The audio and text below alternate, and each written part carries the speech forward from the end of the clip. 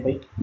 तो ये भी थोड़ा नया पैटर्न देखने को मिला भाई, सीडीएस वगैरह में पहली बार इंट्रोड्यूस किया था, इस बार आपके एक्सपेरिमेंट करके उन्होंने ये वाला क्वेश्चन पूछा है ना, थोड़ा रीजनिंग बेस्ड कह सकते हैं। एसर्शन रीजन का मॉडिफिकेशन यार था कि एसर्शन को स्टेटमेंट 1 और रीजन को स्टेटमेंट 2 बोल दिया, तो दो स्टेटमेंट पर आपस में कोरिलेशन।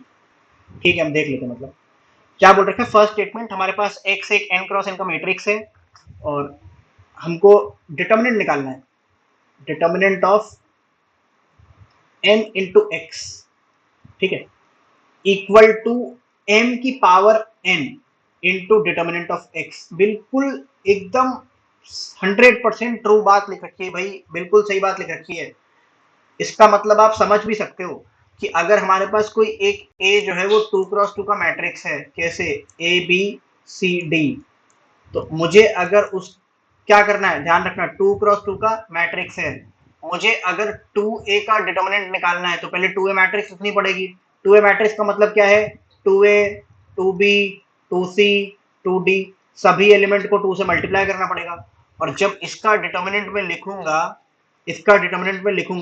तो मैं क्या करूंगा, पहली रो से 2 और दूसरी रो से 2 बाहर निकालूंगा तो इफेक्टिवली 2 का स्क्वायर बाहर निकलेगा इंटू डिटर्मिनेंट ऑफ A होगा। यहां पे भी सेम काम किया है, m इंटू एक्स का डिटर्मिनेंट हर एक एलिमेंट से m मल्टीप्लाई होगा, तो मतलब क्या होगा, m यहाँ पे m रोज से, पहली रो से m दूसरी रो से m, ऐसे n रो से m कॉमन आएगा इंटू डिटर्मिनेंट ऑफ x होगा। तो पहला स्टेटमेंट बिल्कुल सही है, जो पहला स्टेटमेंट है फर्स्ट वाला स्टेटमेंट का हमने चेक किया, रियलिटी चेक किया फर्स्ट वाले स्टेटमेंट का, और वो बिल्कुल ठीक है। ठीक है, चलो सेकंड वाला स्टेटमेंट देखते हैं भाई।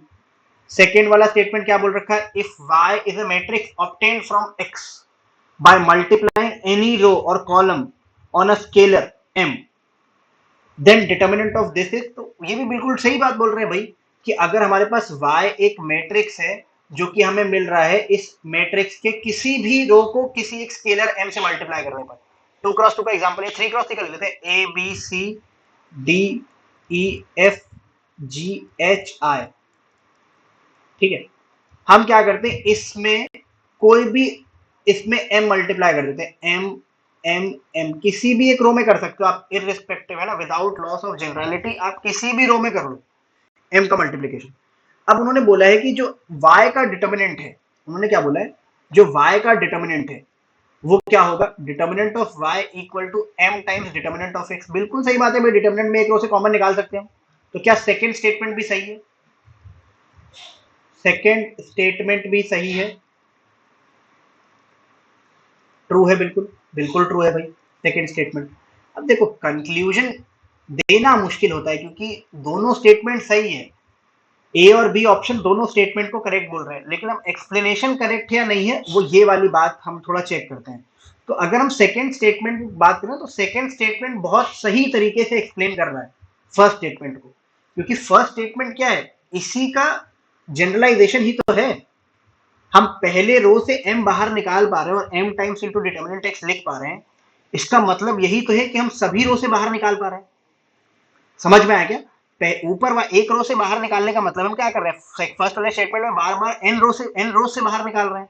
तो बिल्कुल सही है भाई, स्टेटमेंट 1 2 जो है स्टेटमेंट 1 का करेक्ट एक्सप्लेनेशन है, दोनों स्टेटमेंट करेक्ट है, इसलिए ए ऑप्शन करेक्ट है। तो जब भी ऐसा क्वेश्चन है ना तो आप थोड़ा सोचो, एक की हेल्प से दूसरा मिलना आसान है क्या, या एक दूसरे का एक्सटेंशन है क्या, ये वाली चीजें थोड़ा चेक करनी होती हैं। तो ठीक है, मतलब ए ऑप्शन करेक्ट है इसका।